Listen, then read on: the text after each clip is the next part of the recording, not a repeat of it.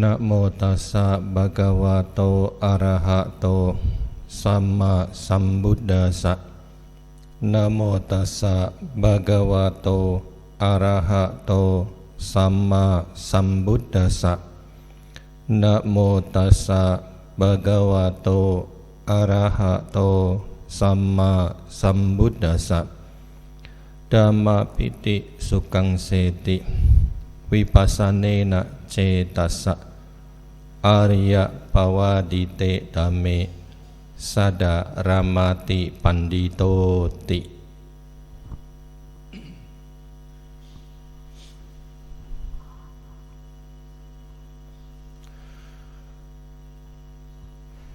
Bapak Ibu saudara sekalian, setelah hampir 2 tahun kegiatan sebulan pendalaman Dhamma dihentikan karena adanya pandemi, maka mulai tahun ini kembali wihara-wihara mulai mengadakan kembali kegiatan sebulan pendalaman Dhamma secara tatap muka. Selama 1 bulan kurang lebih umat Buddha melakukan aktivitas kegiatan puja bakti, meditasi, mendengar Dhamma dalam menyongsong datangnya Tri Suci Waisak.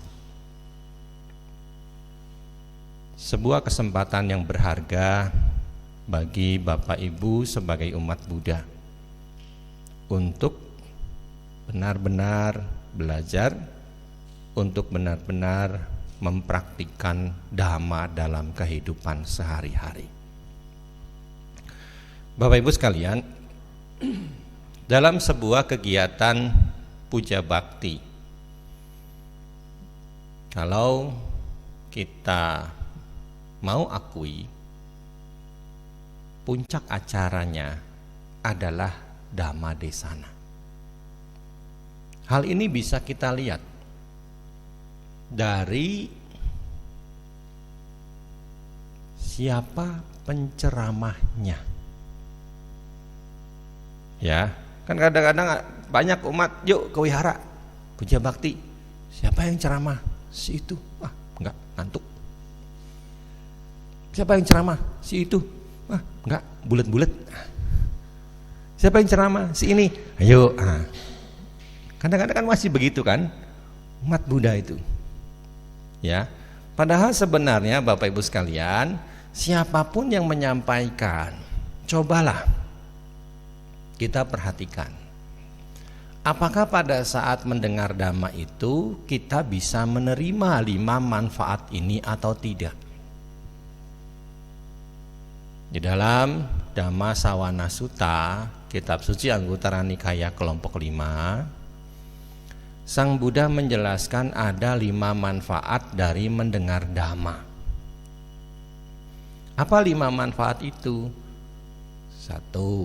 Asutang sunati, mendengar yang belum pernah didengar.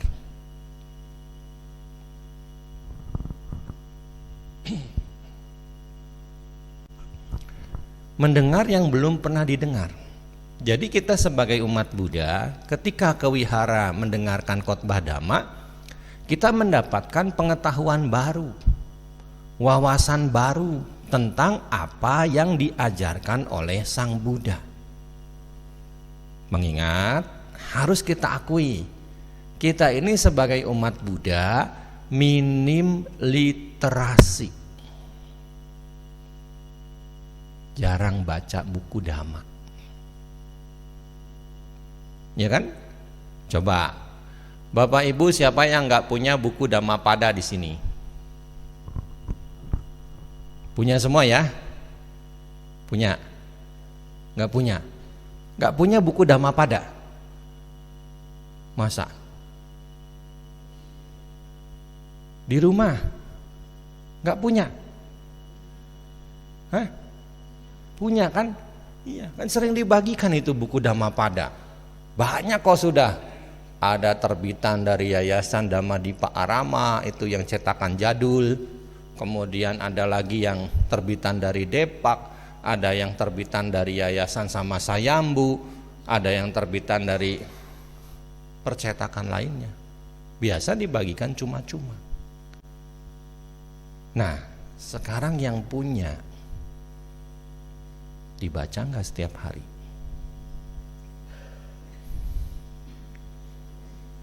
Ya, maka harus kita akui umat Buddha itu minim literasi, minim membaca buku dhamma. Kalau memang malas membaca, setidaknya mau mendengar. Ya, mendengar dhamma agar kita mendapat wawasan, pengetahuan baru tentang ajaran Sang Buddha.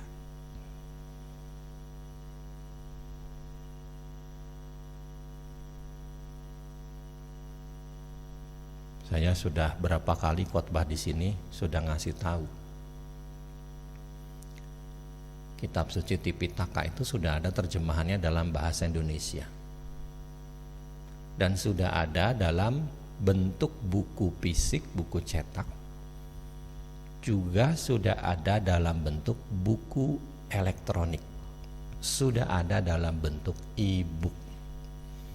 Dan saya juga pernah memberikan himbauan agar smartphone-nya itu diisi dengan downloadan terjemahan kitab suci ini. Tapi saya yakin satu pun enggak ada yang isinya smartphone-nya buku e-book Tipitaka ini. Ya. Tapi kalau downloadan game cepat sekali ya. Itu anak kecil di situ tadi yang mau ulang tahun dia ya, itu lagi main game tuh anak kecil tuh.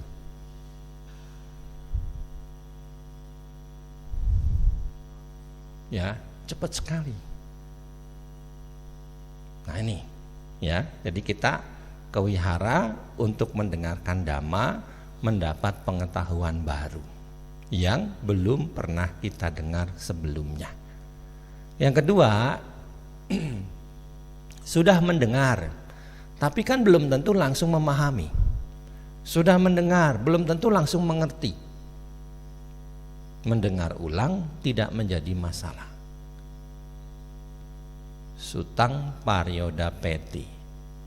Mendengar ulang membuat semakin mengerti. Mendengar ulang membuat semakin paham apa dhamma yang sudah pernah kita dengar sebelumnya.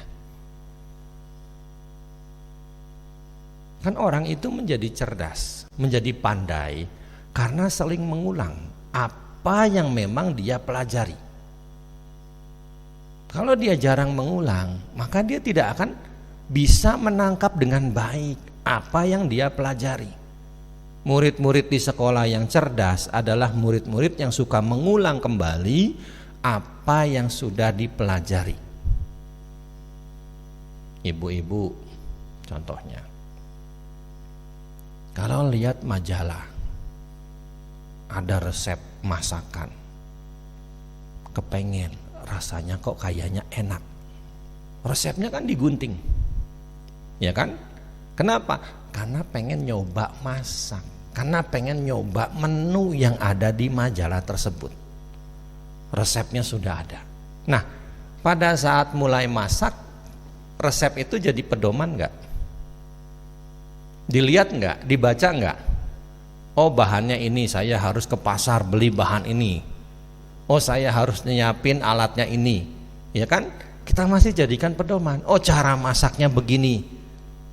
Sekali masih ngikutin pedoman, 2 kali masih pakai pedoman, 3 kali, 4 kali, 5 kali, kan mulai sedikit-sedikit sudah paham, sudah mahir, sudah mengerti. Jadi nggak harus semuanya dilihat lagi. Ya, dari mana itu bisa paham, bisa mengerti? Dari sering mengulang apa yang sudah dipelajari. Memang kadang-kadang ada umat yang suka protes.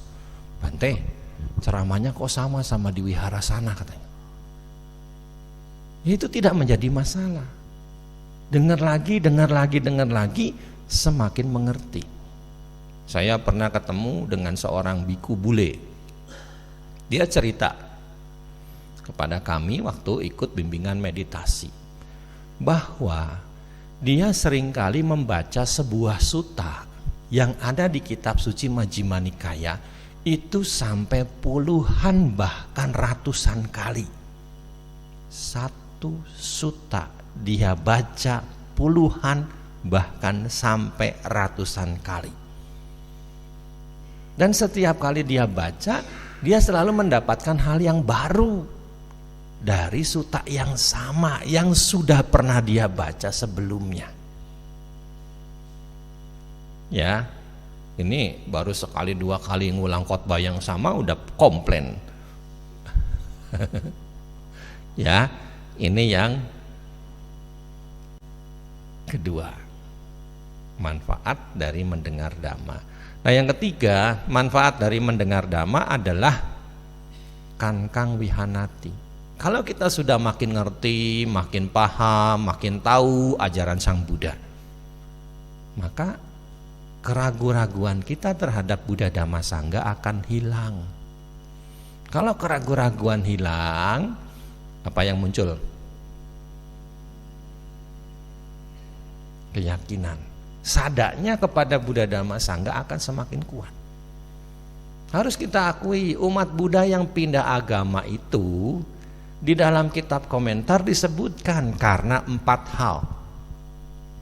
1, karena tidak tahu ajaran Sang Buddha. 2, karena pandangan salah terhadap ajaran Sang Buddha. 3, karena tidak punya rasa hormat terhadap Buddha Dhamma Sangga. 4, karena dia ragu-ragu terhadap ajaran Sang Buddha. Ragu-ragu dari mana munculnya? Karena nggak mau belajar. Ya kan? Nggak mau belajar, nggak mau ke wihara, nggak mau praktik dhamma, nggak mau mendengar dhamma, nggak mau meditasi, nggak mau puja bakti. Ya, coba kita perhatikan umat-umat Buddha yang pindah keyakinan. Umumnya karena 4 hal ini. Nah, makanya di sini kita harus sering mendengarkan dhamma agar kita selalu mendapat pengetahuan baru. Kita harus selalu mendengarkan dhamma agar kita semakin mengerti ajaran Sang Buddha. Sehingga dengan semakin mengerti, kita mampu melenyapkan keraguan-raguan terhadap ajaran Sang Buddha. Dan memunculkan keyakinan yang kuat terhadap Buddha Dhamma Sangga. Yang keempat, diti ujung karoti. Mendengar dhamma itu akan mengubah pandangan salah ke arah pandangan yang benar. Pandangan yang salah ke arah pandangan yang benar. Siapa yang sudah pernah baca sutta? Ada yang sudah pernah baca sutta? Khotbah Sang Buddha? Sudah pernah baca? Belum semua? Waduh. Ini saya khotbah ini di depan umat Buddha ya. Baca khotbah Sang Buddha aja nggak pernah ternyata. Ya. Nah, kalau kita membaca sutta, kita akan menemukan. Biasanya di akhir khotbah itu ada ungkapan abi kantang, luar biasa, menakjubkan. Seperti orang yang membalikan apa yang selama ini telungkup. Kalau gelas ini kebalik, kan kita nggak tahu apa isi di dalam gelas yang terbalik itu. Ketika dibalikan, kita jadi tahu. Ya, jadi jelas apa isi yang ada di dalam gelas itu. Seperti orang yang menyalakan pelita di dalam gelap sehingga mereka yang punya mata bisa melihat. Kalau kita bertemu malam hari ini dalam kondisi listrik padam, gelap, nggak tahu siapa duduk di mana, si ini duduk di mana. Ada yang nyalakan pelita, nyalakan lilin, ya, sehingga apa? Kita bisa melihat, oh si itu duduknya di situ, oh si itu duduknya di sana, oh di situ ada sound system, oh di situ ada kamera, oh di situ ada pintu, di situ ada jendela, di situ ada meja. Jadi tahu, jadi terang apa yang selama ini gelap. Seperti orang yang menunjukkan jalan yang benar kepada mereka yang selama ini tersesat. Kalau kita tersesat itu kan capek, ya kan? Capek, buang tenaga, buang energi. Tapi kalau ada orang nunjukin langsung, tuh tujuanmu ke sana, kan bisa lebih cepat sampai, lebih cepat mencapai tujuan. Seperti itulah dhamma ajaran Sang Buddha. Mereka-mereka yang tadinya latar belakang pola pikirnya keliru, setelah mendengar khotbah dhamma, jadi pola pikirnya terarahkan ke arah pandangan yang benar. Ya, ini yang keempat. Yang terakhir adalah cita masa pasidati. Mendengar khotbah dhamma membuat batin pikiran kita menjadi tenang dan bahagia.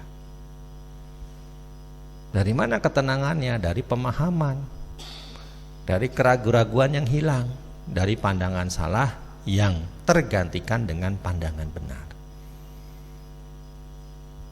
Ya, ini 5 manfaat dari mendengar dhamma yang disampaikan oleh Sang Buddha di dalam kitab suci Anguttara Nikaya kelompok 5. Nah, coba kalau kita mendapatkan 5 manfaat ini pada saat kita ke wihara, siapapun yang membabarkan dhamma berarti kita sudah tepat.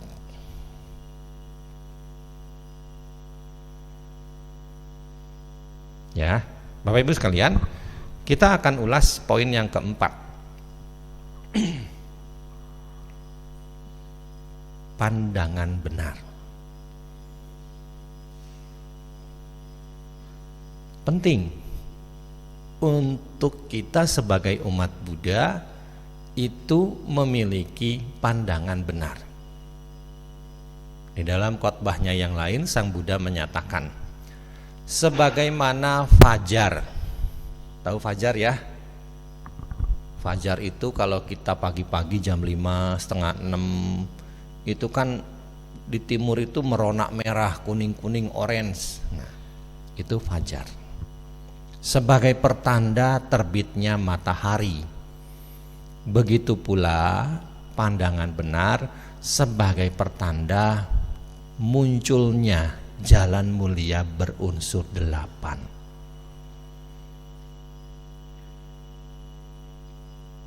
Sebagaimana fajar sebagai penanda terbitnya matahari, begitu pula pandangan benar sebagai penanda munculnya terbitnya jalan mulia berunsur 8 dalam diri kita.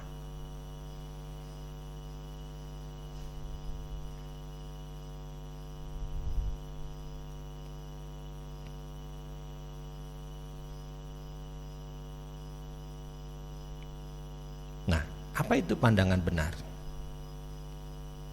Bante Sariputta di dalam Samaditi Sutta yang bisa kita temukan pada kitab suci Majjhima Nikaya menjelaskan tentang pandangan benar di hadapan para biku. Kalau kita membaca Sutta Pitaka, tidak semua khotbah itu disampaikan oleh Sang Buddha. Ada beberapa khotbah disampaikan oleh murid-murid Sang Buddha. Ada khotbah yang disampaikan Bante Sariputta, ada khotbah yang disampaikan oleh Bante Moggallana, ada khotbah yang disampaikan oleh Bante Ananda, ada khotbah yang disampaikan oleh bante-bante lainnya. Bahkan ada juga upasaka-upasika yang memiliki pemahaman dhamma yang ikut membantu membabarkan dhamma kepada yang lainnya. Ya, seperti kalau kita membaca Anguttara Nikaya kelompok 5, itu ada seorang brahmana namanya Pinggiyani. Dia ketemu dengan seorang brahmana lain namanya Karanapali. Dia membabarkan khotbah dhamma Pinggiyani ini untuk Karanapali. Dan di akhir khotbah Pinggiyani mengungkap seperti yang tadi saya kutip. Luar biasa, seperti yang membalikan apa yang selama ini telungkup. Dan Pinggiyani Karanapali akhirnya menyatakan diri berlindung pada Buddha Dhamma Sangha. Padahal Pinggiyani itu adalah seorang upasaka. Ya, jadi mampu membuat mereka yang tadinya tidak mengenal dhamma jadi mengenal dhamma. Membuat mereka yang tadinya belum memiliki pandangan benar mampu memiliki pandangan yang benar. Ya. Nah, Bapak Ibu sekalian, saat itu Sang Buddha ada di Sawati. Di hadapan para biku yang datang, Bante Sariputta menyapa. Pandangan benar, oh para Bante, pandangan benar. Apa pandangan benar itu, oh para Bante? Biku-biku yang disapa oleh Bante Sariputta itu menjawab demikian. Sesungguhnya Bante, kami datang dari jauh untuk mendengarkan khotbah dari Bante.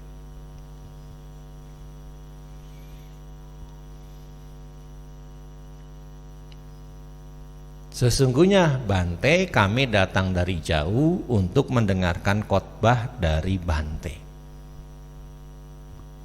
Ada makna apa yang bisa kita tangkap dari kata-kata para biku itu kepada Bante Sariputta? Apa? Ada makna apa yang bisa kita rasakan? Sesungguhnya Bante, kami datang dari jauh untuk mendengarkan khotbah dari Bante. Apa maknanya? Kalau udah lama nggak ketemu, rasanya apa sih yang muncul? Kangen. Ada kerinduan dari para biku yang datang itu untuk mendengarkan khotbah dari Bante Sariputta.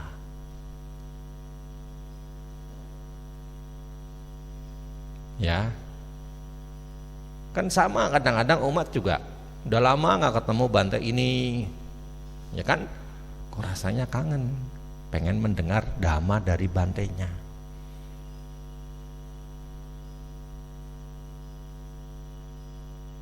Ya, nah itu. Nah, Bapak Ibu sekalian, lalu Bante Sariputta melihat respon para biku itu demikian, beliau menjawab, jika demikian dengarkan dan perhatikan apa yang akan kukatakan. Jadi di sini Bante Sariputta sebagai pembicara meminta kepada para biku yang hadir sebagai pendengar untuk menyimak, memberikan perhatian kepada khotbah yang akan beliau sampaikan. Makanya kan kadang-kadang umat suka nanya, bis baca Dhammapada Atthakatha, kok cuma mendengar khotbah sedikit aja kok bisa mencapai kesucian ya Bante? Menyimak dengan baik, memperhatikan dengan baik, ya kan? Nah, kita badannya di sini belum tentu pikiran kita di sini. Ya, ibu-ibu badannya di sini, pikirannya di sini enggak? Hah? Yakin? Enggak mungkin. Ya kan? Belum tentu. Bisa aja pikirannya lagi lari, besok mau beli telur. Telur harganya berapa sekarang ya? Bisa aja. Ya. Kalaupun seandainya ada di sini saat ini, pikirannya sesaat saja, sebentar lagi lari, mikirin itu, mikirin ini, Aduh, anak saya udah 2 bulan gak pulang. Kemarin katanya lebaran mau pulang, tapi gak jadi karena tiketnya mahal. Bisa aja. Ya, nah itu. Nah, Bapak Ibu sekalian, lalu Bante Sariputta menyatakan demikian. Pandangan benar, oh pandangan benar. Apa oh para biku pandangan benar? Ada 16 hal yang disampaikan oleh Bante Sariputta tentang apa yang disebut dengan pandangan benar itu. Nah, 16 ini terbagi menjadi 2 kelompok. 1, pandangan benar secara duniawi. 2, pandangan benar di atas duniawi. Seperti apa pandangan benar duniawi itu? Pandangan benar duniawi adalah 1, memahami apa yang tak bajik dan akarnya. Memahami apa yang bajik dan akarnya.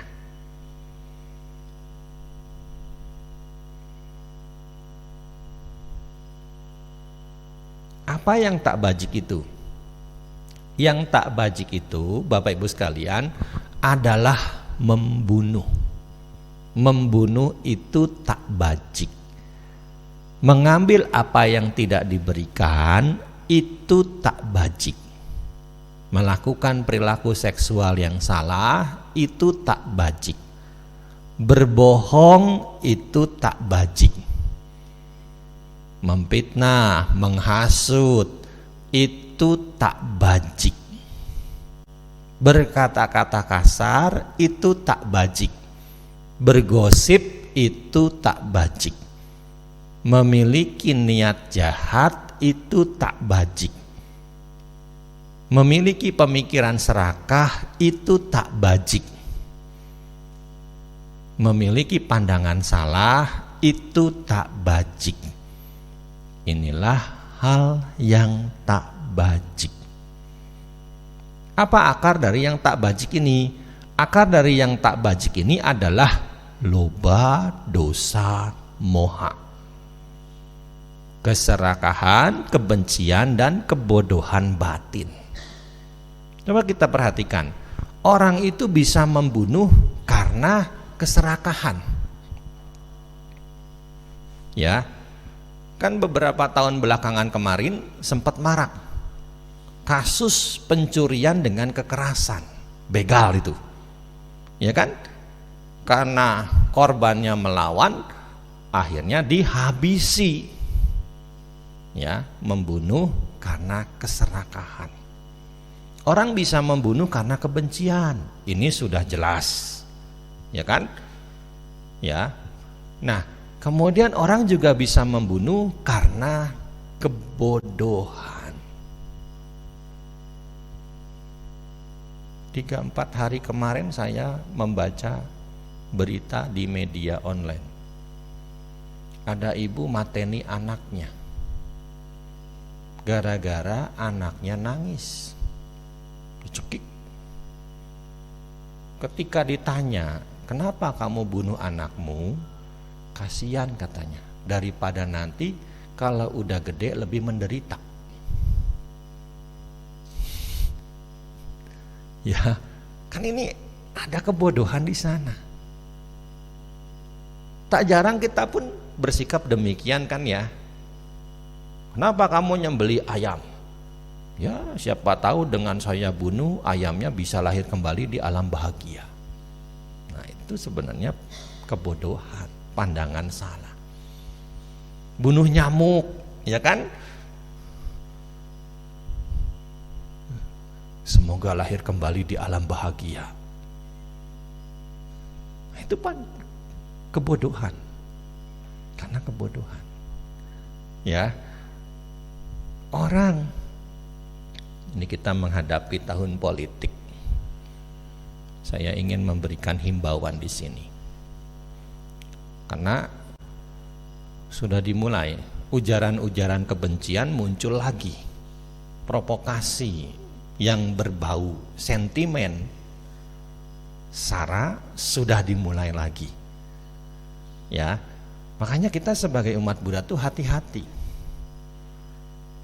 Sekarang kan mudah, kenapa? Karena kita semua pakai media sosial, ya kan? Apapun platformnya, kita semua yang hadir di sini pakai media sosial. Ibu punya media sosial nggak?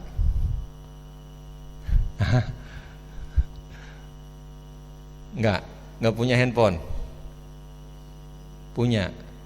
Oh, tapi nggak bikin media sosial. Ya udah, ngurus dapur aja, Bu. Kalaupun main media sosial, cari resep, biar nanti bisa dana makan sama bantainya. Ya, kan gampang sekali. Kadang-kadang kita dapat berita disebarkan dari siapa, kita nggak lihat lagi, kita nggak baca lagi. Pokoknya begitu dapat sebar lagi, begitu dapat sebar lagi. Padahal isinya kebohongan, padahal isinya ujaran kebencian. Nah, hati-hati makanya.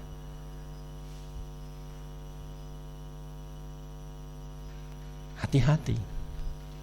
Ya, marak lagi nih. Kan kemarin Pak Wali Solo ya sudah mulai ya diserang-serang.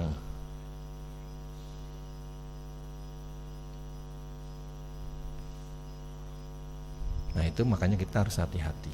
Jangan sampai berita-berita bohong ikut kita sebarkan. Ya, kita harus tetap sebagai bagian dari warga bangsa ini menjaga keutuhan bangsa. Ya, jadi jangan mau kita dipecah belah dengan gara-gara ujaran kebencian, berita bohong. Ya, makanya jangan sampai kita ikut menyebarkan. Ingat, ini hal yang tak bajik. Lalu apa yang bajik? Yang bajik itu tidak membunuh, itu bajik. Tidak mengambil apa yang tidak diberikan, itu bajik. Tidak berperilaku seksual yang salah, itu bajik. Tidak berbohong, itu bajik.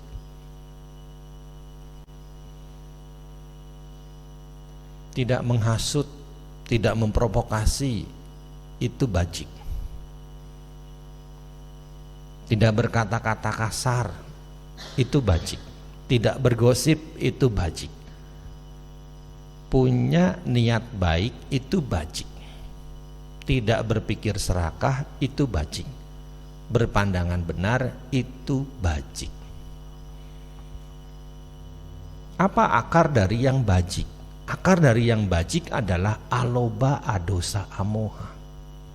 Tanpa keserakahan, tanpa kebencian, tanpa kebodohan batin. Nah, inilah 10 yang bajik dan akarnya. Bapak Ibu sekalian, kalau kita telaah, sesungguhnya pandangan benar yang pertama itu dengan uraian tadi itu mengarahkan kita untuk memahami hukum karma dan akibatnya.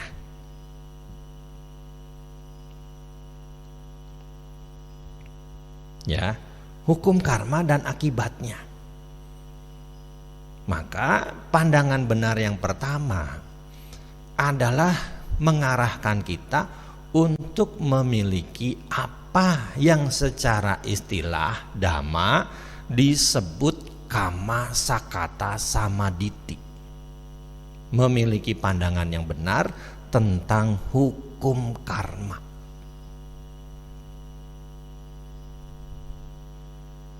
Sudah benar belum pemahaman kita terhadap hukum karma?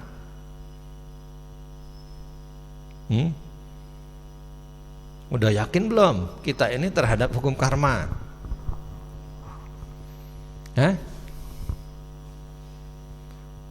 Beneran? Ya, beneran yakin 1000% terhadap hukum karma? Sudah sotapana dong kalau gitu minimal. Bohong. Ya, bohong. Kenapa? Karena harus kita akui, oke, sekarang secara teoritis kita memahami hukum karma dan akibatnya, tetapi secara praktis, benarkah kita memahami hukum karma dan akibatnya? Sudahkah berdana hari ini? Sudah belum? Hah? Kalau kita paham sesuai dengan benih yang ditabur, begitu buah yang akan dipetik. Pelaku kebajikan akan memperoleh kebahagiaan. Maka kita akan rutin melakukan tindakan berdana. Ya kan? Kenapa? Karena sudah ada pemahaman, sudah ada pengertian. Bahkan tidak jarang, banyak terjadi. Umat Buddha itu justru tidak yakin dengan hukum karma. Ketika membutuhkan sesuatu, pengen pakai cara instan.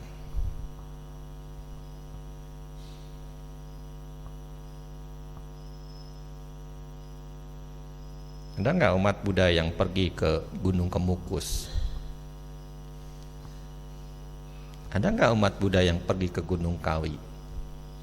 Banyak. Ya kan? Ngapain? Apa yang dicari? Ya kan? Pengen pakai cara instan. Padahal sesuai dengan benih yang ditabur, begitu buah yang akan dipetik. Ya kan? Pelaku kebajikan akan memperoleh kebahagiaan. Ya kalau pengen bahagia, apa yang harus dibuat? Perbuatan baik, dana, sila, samadhi. Ya kan? Tapi secara kenyataannya kan pengen kaya, medit. Ya gimana mau kaya kalau begitu? Ya, ini makanya kita harus pahami Kama Sakata Samaditi. Kan dulu juga sebelum Covid, kalau saya ceramah di sini saya udah kasih himbauan ya. Bapak Ibu kan sekarang di rumah masing-masing sudah ada cetia. Udah punya cetia toh? Fatima Puja itu. Ya. Nah, itu dikasih kotak dana di rumah. Pagi sore ya masukin 500 rupiah, 1000 rupiah, kembalian beli sayur. Iya, sedikit-sedikit dana. Di seminggu sekali pas ada puja bakti di wihara, dibawa masukin kotak dana.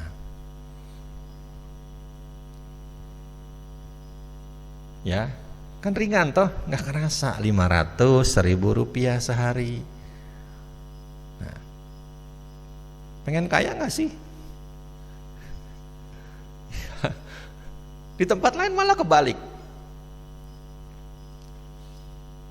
Kalau diajak ke wihara, udah, saya mah gak ke wihara. Yang penting dana saya ke wihara kan lancar. Listrik apa semua sudah ketutup kan?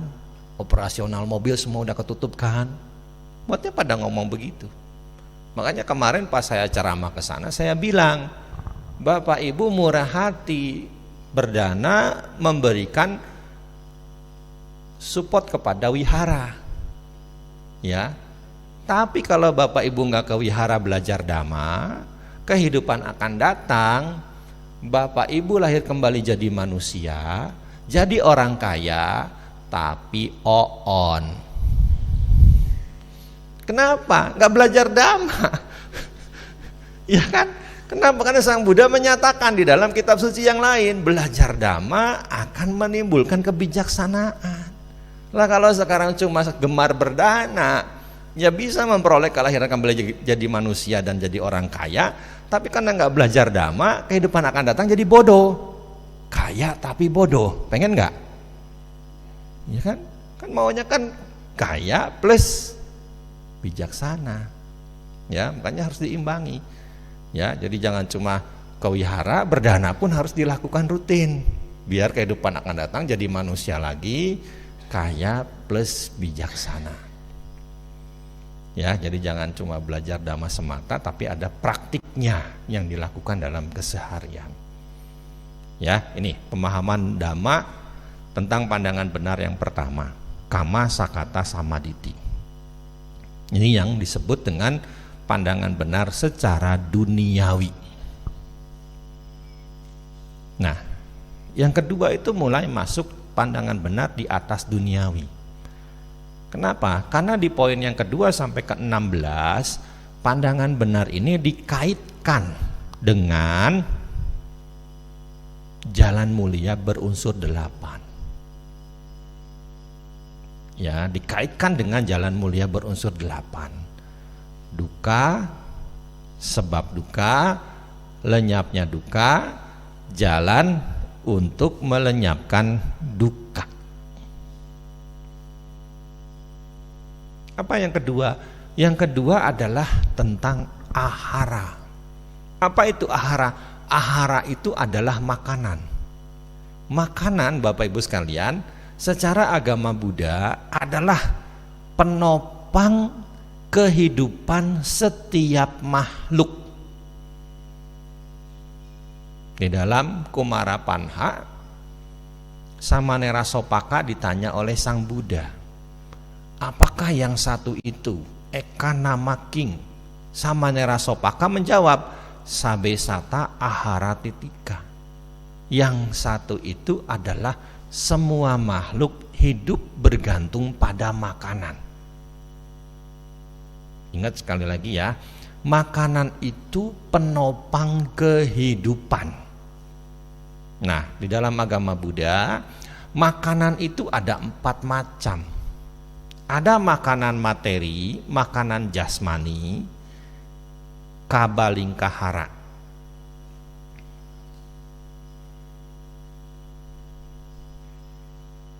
Sudah makan apa hari ini? Nasi pecel. Apalagi? Tengkleng. Tengkleng apa tengkleng? Ya, apalagi yang sehari-hari dimakan itu makanan jasmani, makanan fisik yang menopang kehidupan kita bisa tetap berjalan. Nah, kemudian ada makanan batin. Makanan batin ini ada 3. Ada yang namanya pasahara, makanan kontak. Ada yang namanya winyanahara, makanan kesadaran.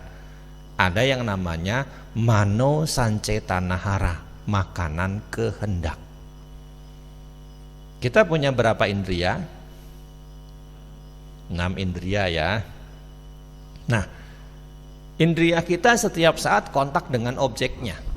Indera penglihatan kontak dengan objek, indera pendengaran kontak dengan objek, indera penciuman kontak dengan objek, indera pengecap kontak dengan objek, indera perasa peraba kontak dengan objek, indera pemikir juga kontak dengan objek. Nah, seperti sekarang indria Bapak Ibu sekalian sedang kontak nggak dengan objek? Hah? Kontak nggak indrianya dengan objek? Mata melihat siapa? Ya, ada yang mungkin melihat saya, ada yang mungkin melihat Buddha Rupang, ada yang mungkin melihat bunga, ada yang mungkin melihat gelas, ya. Telinganya kontak nggak dengan objek? Nah, mendengar. Suara siapa yang didengar? Ya, kan kontak terus kita. Nah, kontak itu menimbulkan reaksi nggak dalam batin? Hah? Menimbulkan reaksi. Nah, ketika reaksi apa yang muncul? Seneng, tidak seneng, atau biasa-biasa aja? Hah? Wah, biasa aja. Mulanya biasa saja ya.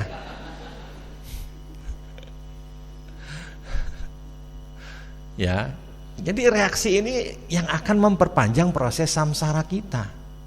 Kalau reaksi itu seneng itu kata lainnya apa? Bisa memunculkan apa? Seneng itu bisa memunculkan apa? Seneng itu bisa memunculkan apa? Keterikatan. Enggak seneng itu bisa memunculkan apa? manusia. Ya kan? Nah, kalau sudah muncul reaksi senang dan tidak senang secara batin, secara mental, secara pikiran, itu menjadi kondisi bagi kita untuk mengalami proses perpanjangan di dalam samsara. Makanya kan kalau meditasi kita hanya mengamati muncul lenyapnya fenomena jasmani dan batin, tidak merespon senang ataupun tidak senang.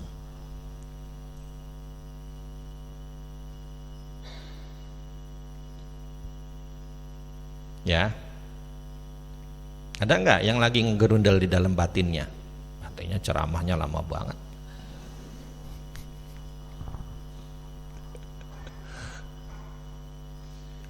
Ya, nah ahara ini Bapak Ibu sekalian dikaitkan dengan 4 kebenaran mulia.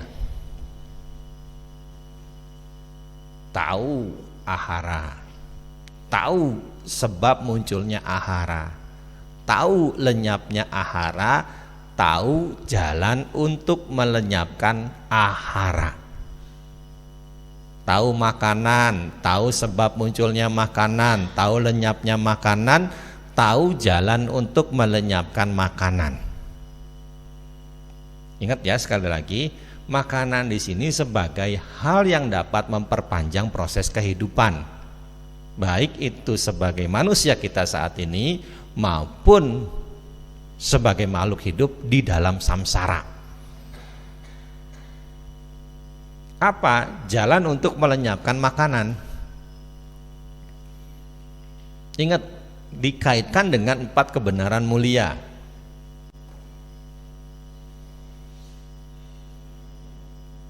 Apa jalan untuk melenyapkan makanan?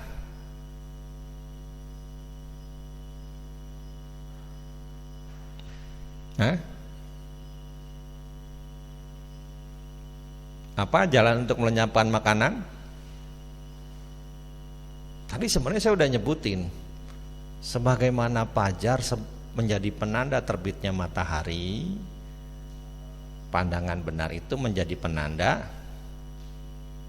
munculnya jalan mulia berunsur 8. Jalan untuk melenyapkan samsara, jalan untuk melenyapkan makanan adalah jalan mulia berunsur 8. Pandangan benar, pikiran benar, ucapan benar, perbuatan benar, mata pencarian benar, usaha benar, perhatian benar, dan meditasi benar. Ya, kan tadi sudah dibilang berkali-kali, ini dikaitkan dengan 4 kebenaran mulia. Ini dikaitkan dengan 4 kebenaran mulia. Ya, jadi tahu makanan, sebab munculnya makanan, lenyapnya makanan, dan jalan untuk melenyapkan makanan. Jalan untuk melenyapkan makanan adalah jalan mulia berunsur 8.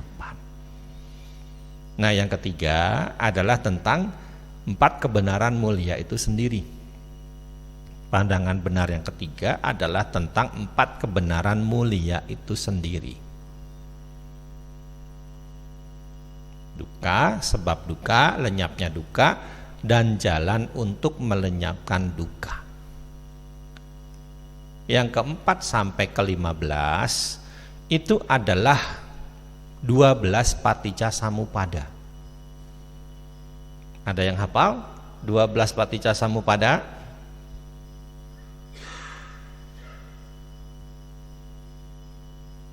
Ada yang hafal? Ada nggak yang hafal? Satu apa? Satu apa? Ayo.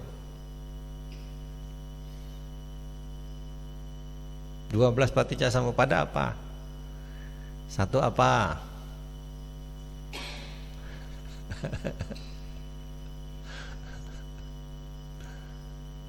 Nah, awija pacaya sangkara, sangkara pacaya winyana, winyana pacaya nama rupa pacaya pasa, pasa pacaya wedana, wedana pacaya tanha, tanha pacaya upadana, upadana pacaya bawa, bawa pacaya jati, jati pacaya jara marana. Nah, tapi ini urutannya dibalik. Ya, nomor 4 itu pandangan benar yang keempat itu adalah mulai dari usia tua dan kematian. Jara marana. Nah, ini dikaitkan lagi dengan 4 kebenaran mulia.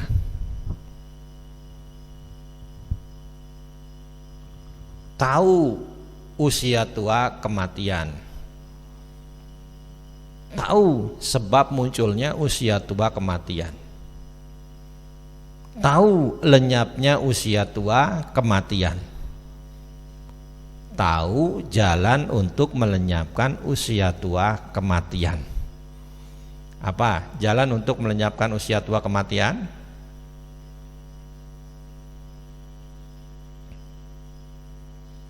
Apa jalan untuk melenyapkan usia tua kematian?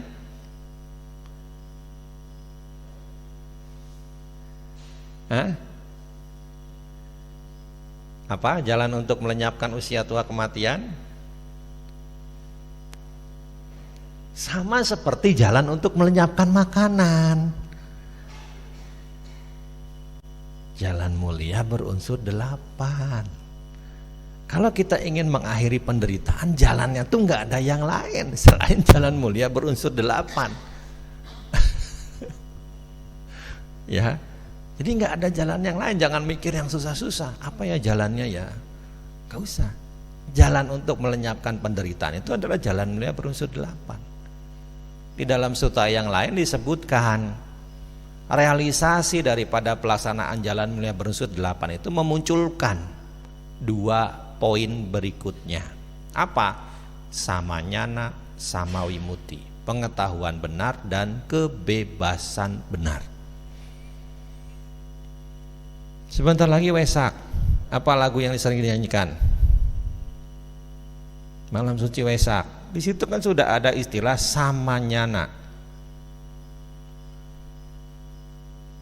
Coba di bagian mana?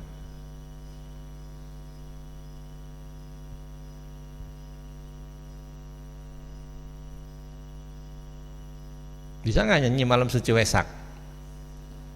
Bisa, ya. Coba diingat-ingat di bagian mana itu ada istilah samanyana.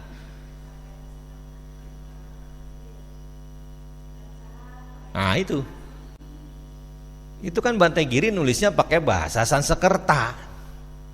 Kalau pakai bahasa Pali ya samanyana, ya. Tercapailah samyak nyata. Itu pakai bahasa Sanskerta. Makanya kalau kita ke wihara di Buleleng, di daerah Singaraja, itu banyak wihara-wihara pakai nama jalan mulia berunsur 8. Ya, Samadresti. Nah, Samadresti itu sama dengan Samaditi. Karena pakai bahasa Sanskerta makanya Samadresti. Ya, ini yang keempat. Pandangan benar yang kelima adalah jati, kelahiran.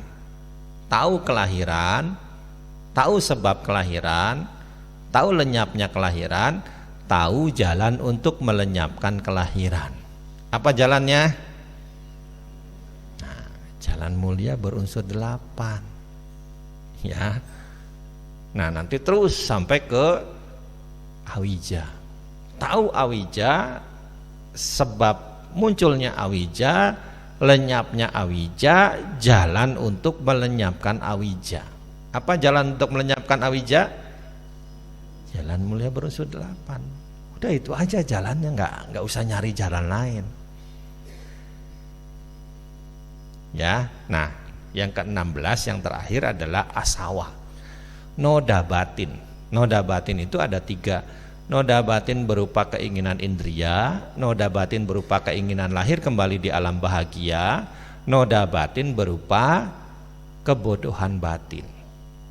Nah, noda batin ini juga dikaitkan dengan jalan mulia, dengan 4 kebenaran mulia. Tahu noda batin, sebab munculnya noda batin, lenyapnya noda batin, dan jalan untuk melenyapkan noda batin. Apa jalan untuk melenyapkan noda batin?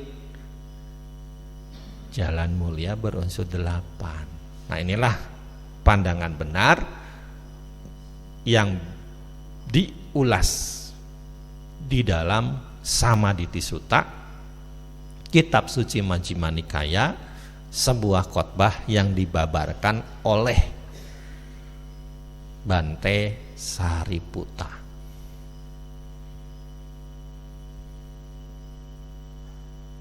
Nah, Bapak Ibu sekalian, yang perlu kita lakukan sekarang adalah memunculkan pandangan benar dan menumbuh kembangkan pandangan benar, meningkatkan pandangan benar.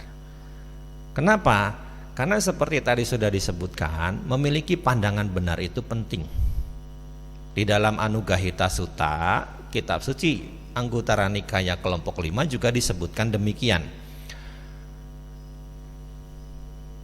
Pancahi bikawe anggehi anuggahita samaditi ceto wimutipala cahoti ceto wimutipala nisangsaca.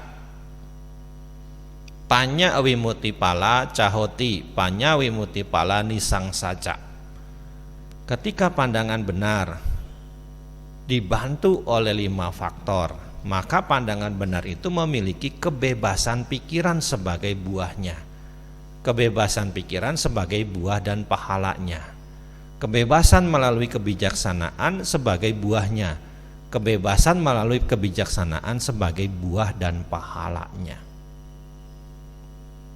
Ya, nah sekarang bagaimana agar pandangan benar itu bisa meningkat? Di dalam sutta ini, di dalam Anuggahita Sutta ini dijelaskan ada 5 upaya yang perlu kita buat agar pandangan benar itu meningkat. Apa? 1. Sila Nuggahita. Pandangan benar itu akan mampu meningkat bila mana dibantu dengan pelaksanaan sila.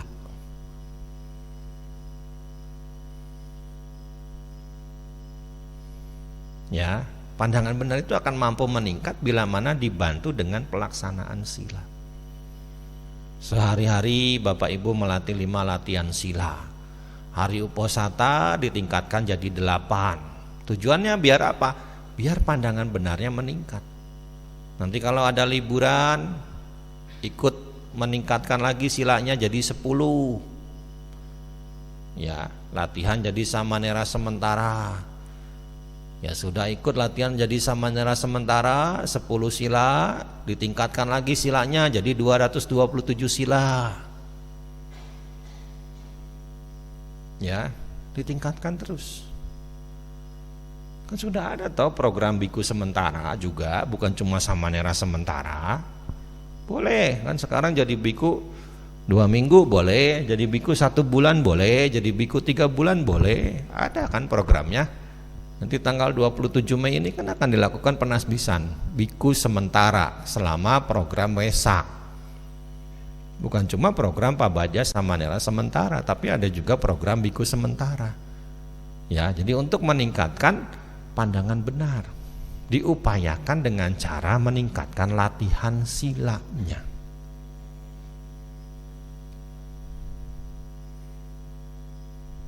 Yang kedua adalah Sutta Nuggahita. Pandangan benar akan meningkat bila mana kita lakukan pembelajaran. Ya makanya seperti sekarang itu kalau kita mendengar khotbah Dhamma itu upaya untuk meningkatkan pandangan benar juga.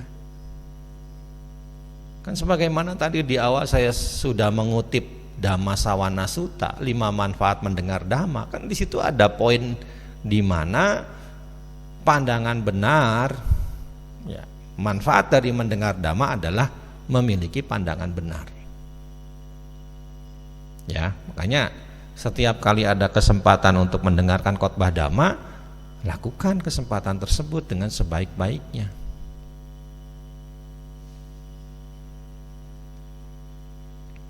Dan seperti tadi juga saya sudah kutip, ya pandangan benar orang-orang yang bertemu dengan Sang Buddha ataupun murid-murid Sang Buddha yang tadinya belum memiliki pandangan benar, setelah mendengar khotbah jadi memiliki pandangan benar.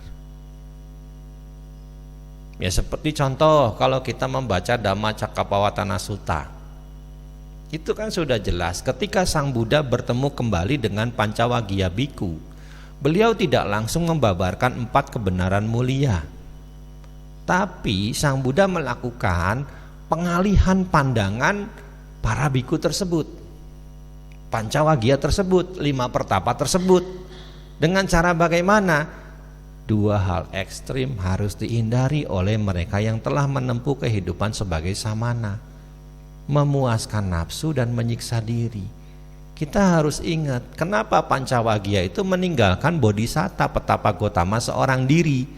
Karena mereka menganggap Bodhisatta Petapa Gotama itu sudah gagal. Karena makan bubur susu persembahan Sujata. Ya, dianggap tidak lagi menyiksa diri, dianggap sudah meninggalkan latihan praktik penyiksaan diri. Kenapa? Karena konsepsi mereka, pandangan mereka, mindset mereka, jadi pertapa di masa lalu itu harus menyiksa diri untuk bisa mendapatkan tujuan.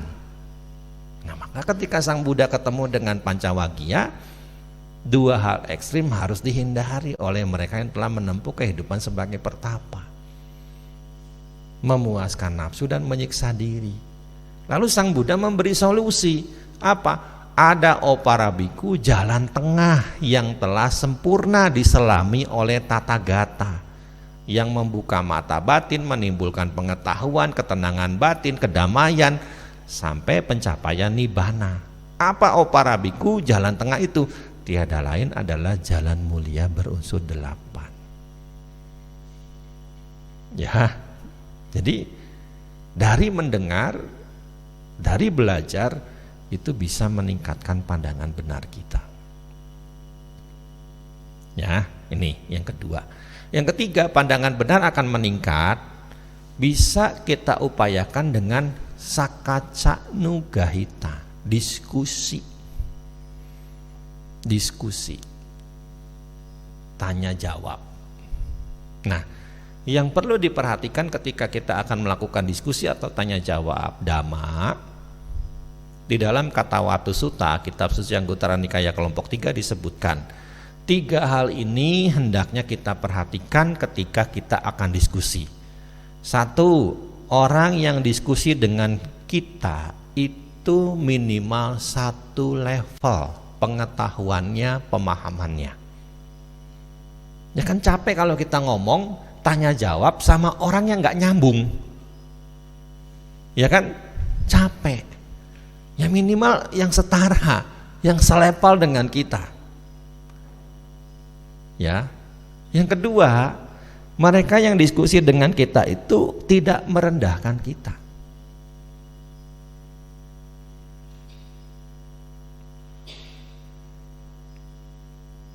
Kan sekarang banyak kalau orang ditanya itu suka merendahkan si penanya.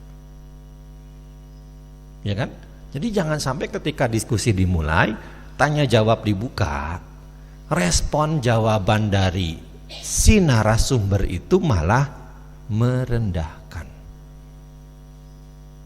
Kamu nanya, bertanya-tanya. Jadi jangan sampai demikian, itu merendahkan. Awas loh, anak-anak jangan sampai kayak begitu sama ibunya nanti. Ya. Nah, kemudian jangan sampai narasumber itu menyerang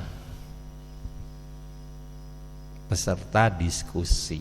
Nah, kalau menyerang kan tandanya ada ketidaksukaan di sana. Ya, ini kebijaksanaan bisa meningkat kalau kita suka diskusi Dhamma.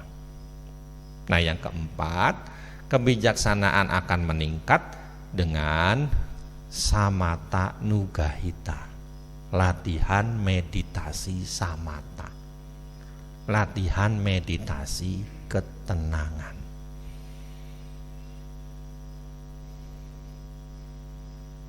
Ada enggak latihan meditasi rutin mingguan? Besok ada ya, besok meditasi ya isinya ya? Ya, besok jadwalnya meditasi bukan?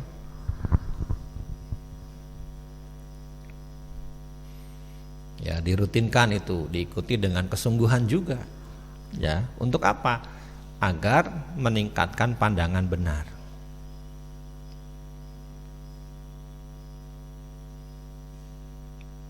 Nah, yang kelima, yang terakhir, pandangan benar akan meningkat dengan Vipassana Nugahita, meditasi pandangan terang.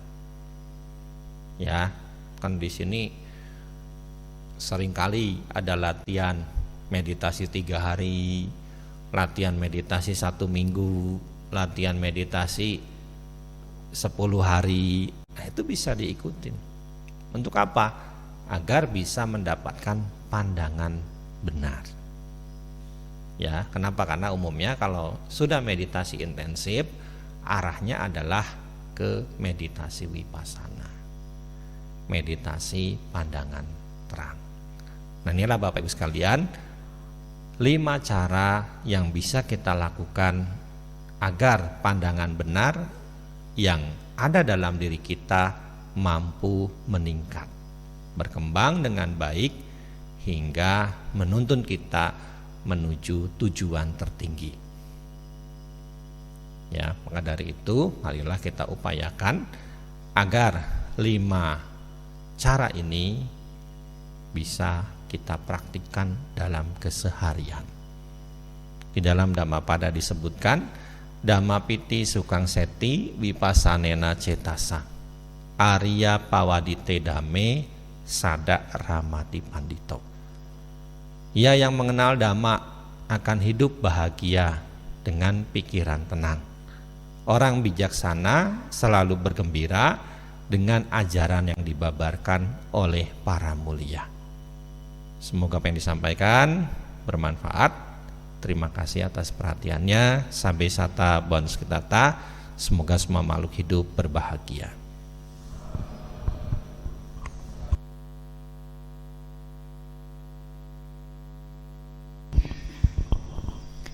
Acara selanjutnya yaitu sesi tanya jawab. Bagi Bapak, Ibu, Saudara-saudari sedama yang ingin bertanya, waktu dan tempat dipersilahkan.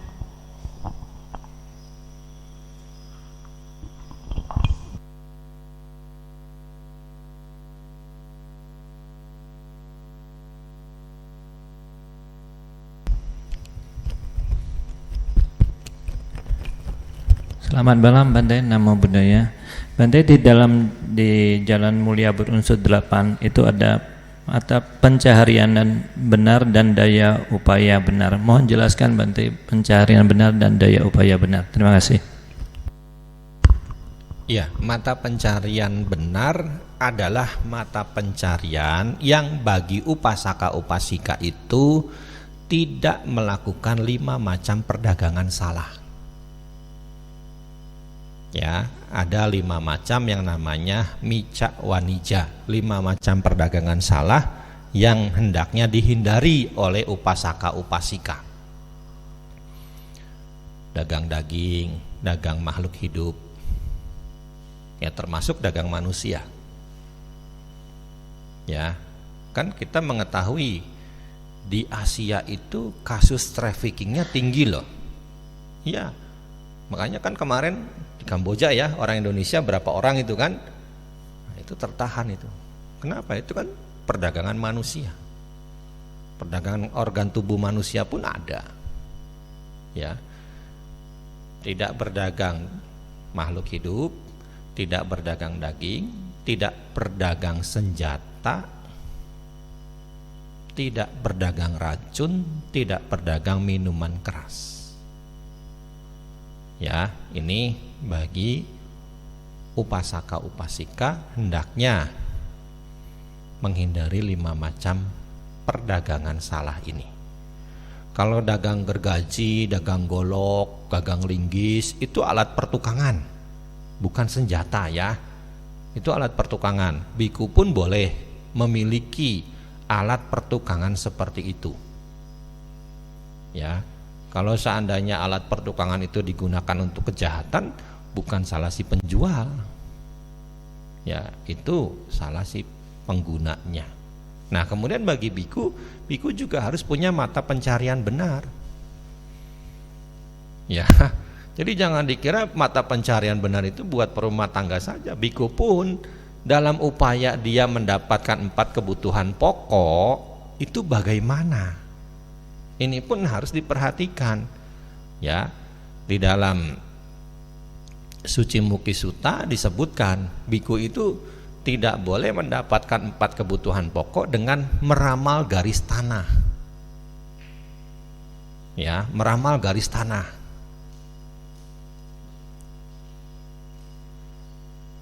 Ya, biku itu tidak boleh mendapatkan 4 kebutuhan pokok dengan meramal garis bintang. Horoskop itu kan kadang-kadang bintang ini artinya apa, keberuntungan atau ketidakberuntungan. Nah, kemudian biku itu tidak boleh mendapatkan 4 kebutuhan pokok dengan menjadi kurir, karena merendahkan kehidupan kebikuannya. Nanti umatnya gampangin, kamu mau nitip beli serabi itu bantainya mau ke Solo tuh.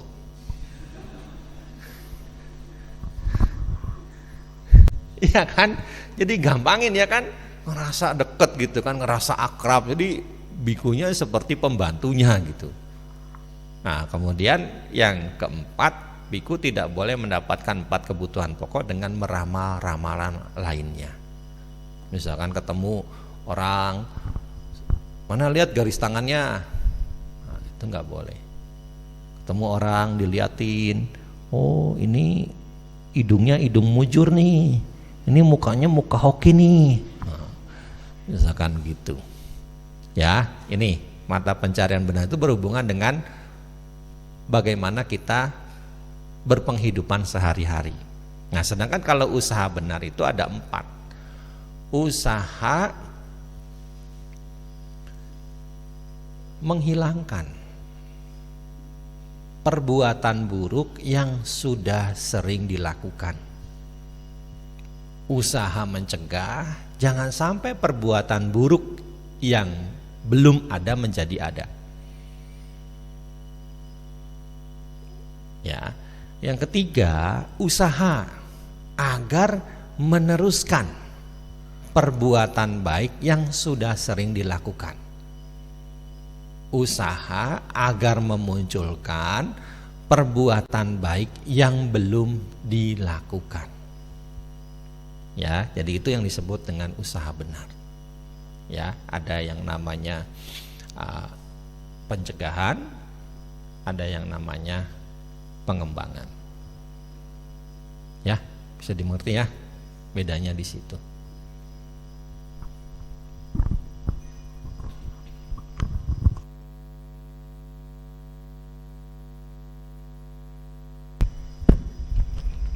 Selamat malam, Namo Buddhaya Bante. Dari yang disampaikan Bante tentang jawaban dari pertanyaan tadi, yang saya tanyakan yaitu jalan tengah berunsur 8, apakah bisa ditarik satu kesimpulan agar tidak terjadi seperti multi persepsi, misalnya tadi yang ditanyakan oleh Koh Andre mengenai daya upaya benar dan banyak sekali penjabaran, mungkin dari 1 sampai 8 jalan tengah berunsur 8 itu, apakah bisa ditarik satu poin atau rambu-rambu agar tidak maksud saya, agar lebih mudah dimengerti bagi kaum berumah tangga. Terima kasih. Ya, kalau mau disingkat menjadi 3, panya, sila, samadhi. Ya kan? Kadang-kadang nanti kembali lagi sebenarnya. Ya. Panya, sila, samadhi. Tujuannya apa? Untuk punya pandangan benar lagi. Karena intinya itu bagaimana pandangan benar itu kita miliki. Minggu lalu juga ada umat, Bante, tujuan kita begini kan tujuannya buat punya pandangan benar ya Bante, agar jalan mulia berunsur 8 itu ada pada diri kita. Iya, kita meditasi untuk menumbuhkan pandangan benar. Kita Kita melatih sila untuk menumbuhkan pandangan benar. Tapi dasar untuk melakukan itu pun dasarnya adalah punya pandangan benar. Iya kan? Kita mendengar dhamma, dasarnya apa? Kita ke wihara, dasarnya apa? Punya pandangan benar. Ya kan? Kenapa? Pemahaman ke wihara mendengar dhamma itu kita mau berbuat baik. Nggak ada kan di sini yang pandangannya ke wihara itu salah? Ada nggak? Saya mau ke wihara Bante, pandangan saya salah. Kenapa? Pengen nukerin sendal misalkan. Itu kan pandangan salah. Kita kan berangkat ke wihara punya pandangan benar. Karena ke wihara mendengar dhamma puja bakti itu melakukan perbuatan baik. Tujuannya apa? Agar punya pandangan benar juga yang lebih tinggi. Ya, jadi panya, sila, samadhi. Realisasinya apa? Ya panya lagi. Ya, jadi ke situ-situ lagi. Ya, jadi ada yang seperti tadi saya sudah singgung, ada yang biasa, ada yang duniawi, ada yang di atas duniawi. Yang di atas duniawi itu ya penembusan yang sampai membuat kita mampu merealisasi tingkat kesucian, minimal sotapanna.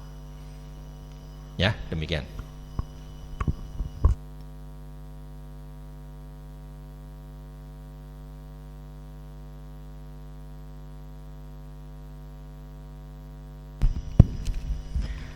Terima kasih. Namo Buddhaya. Tadi Bante sudah menjelaskan mengenai tentang 4 kesunyataan mulia, tentang duka tadi disinggung juga ya Bante. Kemudian di dalam duka, di dalam 4 kesunyataan mulia itu ada duka, lenyapnya duka, ya duka, lenyapnya duka, jalan menuju lenyapnya duka ya. Itu kan di dalam tilakana juga ada Bante, yaitu tentang anicca, dukkha dan anatta. Jadi yang ingin saya tanyakan, di dalam kesunyataan mulia itu mengenai dukkha sudah dibahas panjang lebar ya Bante. Tapi di dalam tilakana itu masih ada. Nah di situ apakah ada perbedaan antara dukkha di 4 kesunyataan mulia dan dukkha di tilakana? Itu aja Bante, terima kasih. Ini mah pertanyaan anak STAB, ulangan agama Buddha. Di perpustakaan bukunya ada Pak, dibaca lagi aja bukunya. Ya, ini ngetes ini, pertanyaannya ngetes ini. Ya, kenapa? Karena hal-hal seperti ini sifatnya akademis, bukan praktis. Ya kan? Ya, jadi apa istilahnya? Sebenarnya pertanyaan seperti ini pertanyaan ngetes ini. Baca aja bukunya lagi. Tertanya nanti sama anak STAB. Kadang-kadang kan di ulangan anak SMA juga suka muncul pertanyaan seperti ini. Ya, itu coba cari pertanyaan lain Pak. Saya yakin Bapak udah tahu jawabannya. Masa belum tahu? Karena ini sudah sering kali dibahas juga pertanyaan-pertanyaan seperti ini. Ya, jadi sebenarnya begini, duka di dalam tilakana itu lebih bersifat muncul karena proses ketidakkekalan. Karena dari anicca. Ini yang harus kita pahami juga. Sebenarnya secara esensi sih sama. Duka di dalam tilakana, duka di dalam 4 kebenaran mulia sama. Apa? Sama-sama harus dipahami. Kenapa? Agar tidak memunculkan penderitaan yang semakin kuat. Coba kita baca Dhammacakkappavattana Sutta. Di situ kan ada yang disebut dengan 3 tahap dan 12 segi pandangan. Ya kan? Setiap kebenaran itu terdiri dari 3 tahap. Dukkha Arya Sacca 1 harus dipahami. 2 telah dipahami. Ya, 1 sebagai kebenaran, sebagai sacca, 2 harus dipahami, 3 telah dipahami. Jadi dukkha itu sama, baik itu di 4 empat kebenaran mulia maupun di tilakana itu sama-sama punya tujuan yang sama bagi kita sebagai umat Buddha, itu harus dipahami. Sekarang sudah duduk 1,5 jam, sakit nggak kakinya, kesemutan nggak? Hah? Sudah berapa kali ubah posisi? Hah? Sakit kan? Iya. Paham nggak itu duka? Menjadi duka nggak? Hah? Kenapa menjadi duka? Karena kalau kita melekati, ya kan? Aduh, kaki saya sakit. Aduh, kaki saya sakit. Bandai ceramahnya nggak kelar-kelar. Iya kan? Sesuatu yang menyakitkan, sesuatu yang menyedihkan, kalau kita pikirin terus, kan makin sakit. Iya kan? Coba kita terima, pahami. Kaki saya kesemutan, terima. Ya kan? Kita lebih bisa mengerti, lebih bisa menerima. Ya.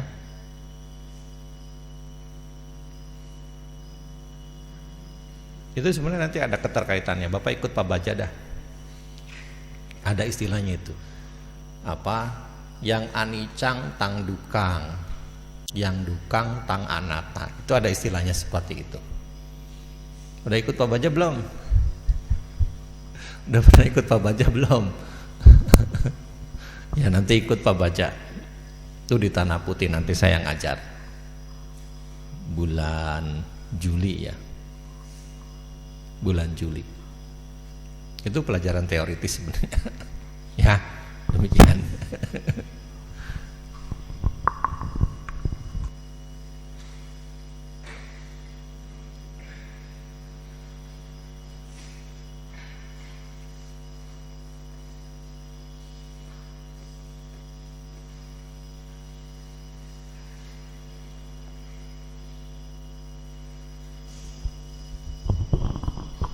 Jika Bapak, Ibu, Saudara-saudari sedama ada yang ingin bertanya kembali, waktu dan tempat dipersilahkan.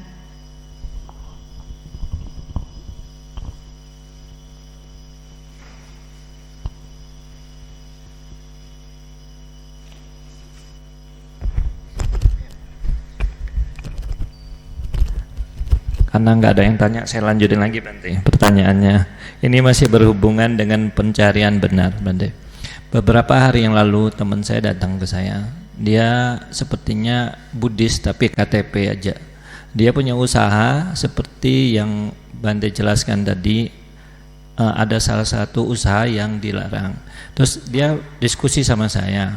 Saya bilang kalau saya sih saya tidak melakukannya. Terus dia bilang, lah saya udah terlanjur kok gimana? Tapi saya pemutihan loh kok, saya berdana berapa persen dari itu. Bagaimana menurut pandangannya Bante? Terima kasih.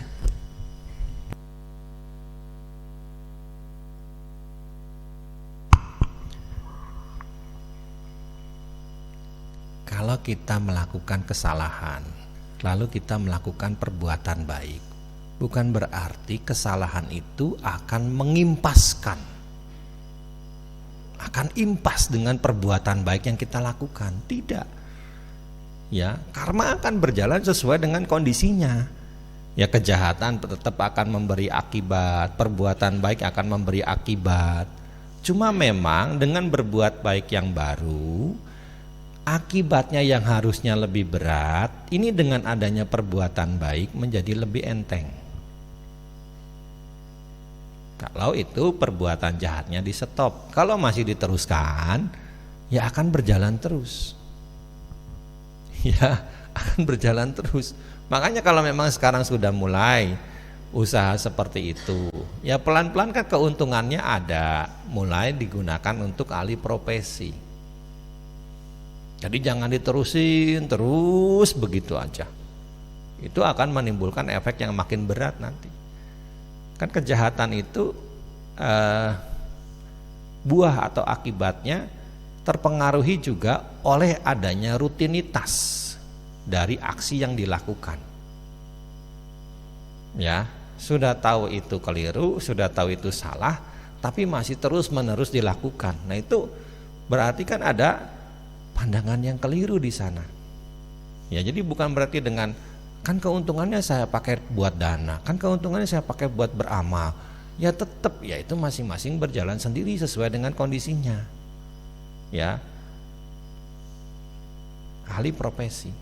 Kan di beberapa daerah Jawa Tengah ada masyarakat Buddhis yang mata pencariannya sebagai nelayan kan.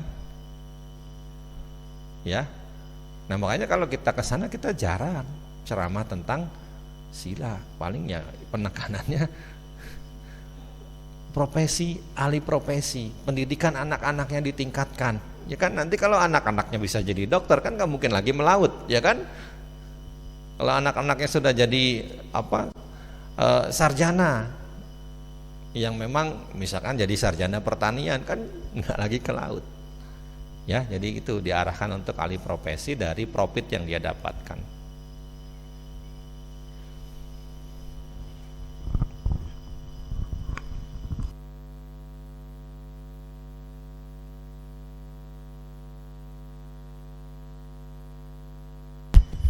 Bertanya lagi penting. Ini berkaitan dengan pembunuhan penting. Kami ini terkadang sering penting ya merasa risih atau gimana kalau ada nyamuk, kemudian ada lalat itu ya penting ya, karena terkadang menjengkelkan ya.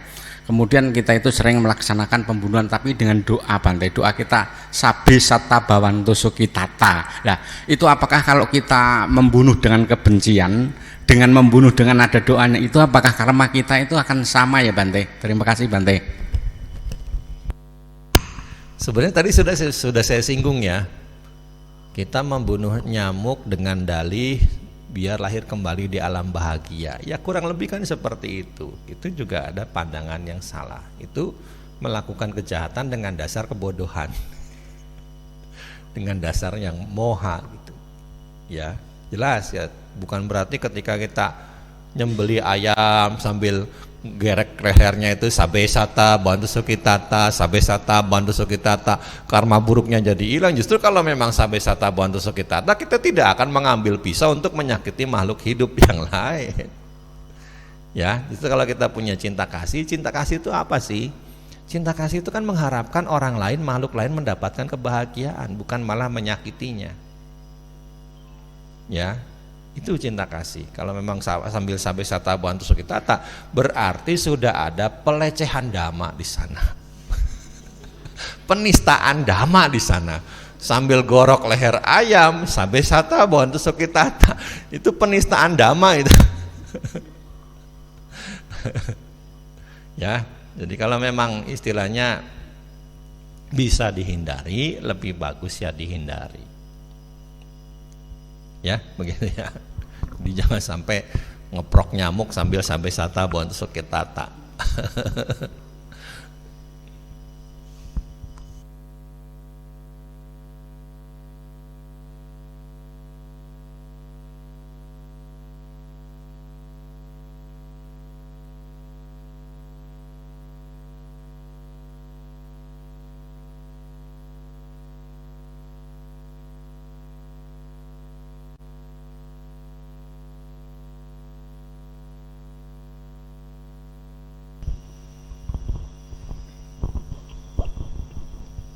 Jika Bapak, Ibu, Saudara-saudari sedama ada yang ingin bertanya kembali, waktu dan tempat kami persilahkan.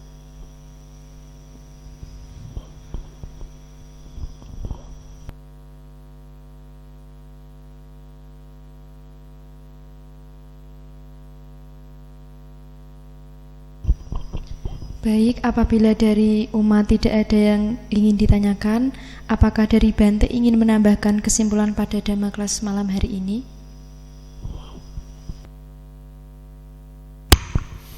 Ya, Bapak Ibu sekalian, makanya sebagaimana tadi sudah berulang kali disampaikan, penting bagi kita untuk punya pandangan benar. Dan salah satu upayanya adalah dengan melakukan puja bakti. Mendengar Dhamma, maka setiap kali ada kesempatan untuk melakukan puja bakti, gunakan kesempatan itu dengan baik. Di wihara seminggu sekali ya. Ya, di rumah pagi sore. Ya, jadi maksimalkan setiap kesempatan yang ada untuk melakukan perbuatan baik dengan tujuan agar kita punya pandangan benar.